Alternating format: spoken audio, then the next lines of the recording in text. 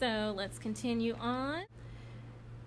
Toxic metals tied to work in prisons. Inmates and employees. Oh, and this is Wednesday, October 27th, New York Times. Inmates and employees at 10 federal prisons were exposed to toxic metals and other hazardous substances while processing electronic waste for recycling. And this is after a 4-year investigation by the Justice Department's Inspector General. And it says unspecified amounts of that waste were shipped overseas, possibly to underdeveloped countries.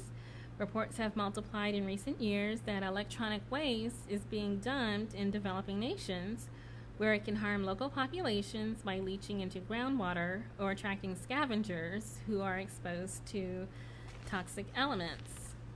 The recycling work is overseen by Unicor, a unit of the Federal Bureau of Prisons that employs inmates to manufacture items like furniture and license plates.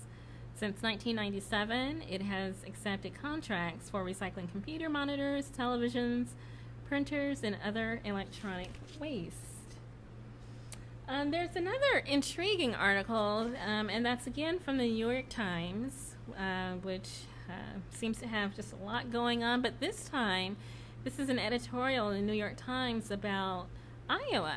So, of course, that caught my eye. Secret money in Iowa.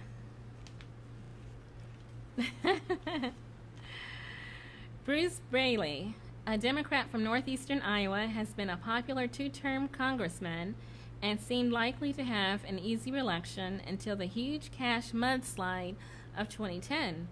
The Republican Party had largely left him alone, but then a secretive group called the American Future Fund began spending hundreds of thousands of dollars on distortion-heavy attack ads. Well, I have seen those ads on television, and it is intriguing, these events that take place during our electoral season. I think there was, oh yes, and there was one other aspect that caught my eye too. As the Times reported recently, the American Future Fund was started with money from Bruce Rastetter, an ethanol company executive. Mr. Braley supports ethanol tax credits, a favorite in Iowa. Rastetter, who is pushing to defeat several Democrats on the House Energy and Agricultural Committees, has not explained his political goals.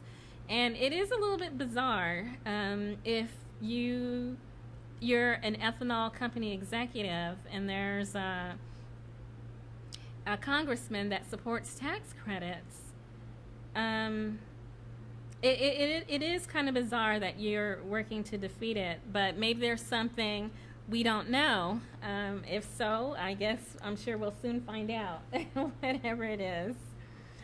Okay, so this is about bioenergy. Since I just mentioned ethanol, I'll go ahead and put up this other bit of news, and this is coming from a periodical.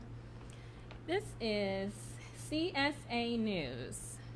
If you can see that, it's the October 2010 edition, and it's basically Crop Science Society of America, Soil Science Society of America, and then American Society of Agronomy that created that periodical. And so this is going on about cellulosic bioethanol. In 2007, cellulosic ethanol got a big boost when Congress passed the Energy Independence and Security Act, which mandated an increase in U.S.-grown biofuels to 36 million gallons by 2022. Although growth of the cellulosic ethanol industry has been slow, plants are beginning to appear. They include one in Iowa being built by Poet, the United States' largest ethanol producer, and another in southwestern Kansas slated to open in 2011. And I just got a chat question. It says new show, and actually it's not new, although I am recording in a new time slot. This is the 6th episode of Blue.Green.Fusion, and it's basically a public affairs show about blue-collar jobs and the green economy. And I am recording later in the evening. I wanted to make up for technical difficulties that I heard earlier today. But it seems to be going well, so hang in there with me. If you have any other questions, go ahead and send me a chat message, and I'll try to get to those. This other article is from the Des Moines Register, and it's Des Moines Register endorsements. This is from the opinion page. It's October 24th. And the Register, the Des Moines Register endorsed our current governor, Chet Culver, for a second term. And then our current senator, Charles Grassley, the Republican senator from Iowa, for another term. And so I'm going to go ahead and read off what the Register had to say about both of them and the reasons why they endorsed. From the renewable energy point of view. There's a lot here. I'm just going to read a little. Culver would continue the renewable energy revolution. He would expand the $100 million Power Fund the 2007 legislature passed to attract alternative energy research and development. The state should invest even more in green energy research at Iowa's public universities. Culver said he would tackle Iowa's polluted waters with more regulation to reduce nutrients washing off from farm fields. Culver would continue rebuilding critical infrastructure. The article does go on to say that Culver is sometimes short on public relations skills and communicating. I don't know, but it looks like at least the Register is paying attention, and I am too.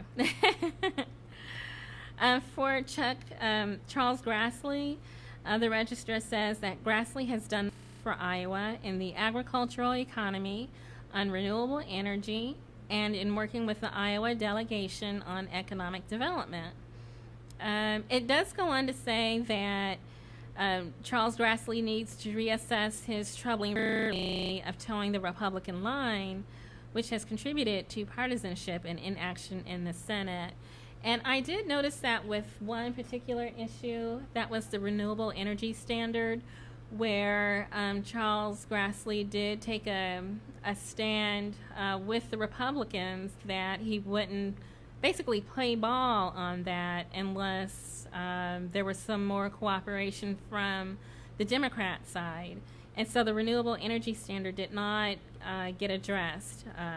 And so we'll see if maybe they'll take that up again, and maybe there's a change of hearts or some revisiting of that issue. We'll see how it plays out. I have another very interesting excuse me, part in the same paper, actually, that I almost forgot, but it really caught my eye, and I wanted to share it. This is from the Register, the same issue as the endorsement. This is our Director of Public Works here in Iowa. His name is Bill Stowe, and it's winter isn't only dreaded season. But the reason why it caught my eye was that he said something very profound that I wanted to share. The Register asked Mr. Stowe, what's one request you'd make of residents and businesses? And his answer was, don't relinquish your ability to help yourself and become overly dependent. We choose to live in a community. Help others when you can. Individual preparedness, private action, and personal resilience are far more successful in the long run than dependence on any government. I totally agree, and thank you so much for that statement, Mr. Stowe. And I agree that government does have a role in helping those less fortunate, or providing stabilization for any society, or realigning after a natural disaster, or some kind of policy upheaval, or unforeseen events. But a little help from who you're helping goes a long way. If you kind of reach out a hand or try to help yourself, surely someone's gonna, be there for you too. But I like it. I agree.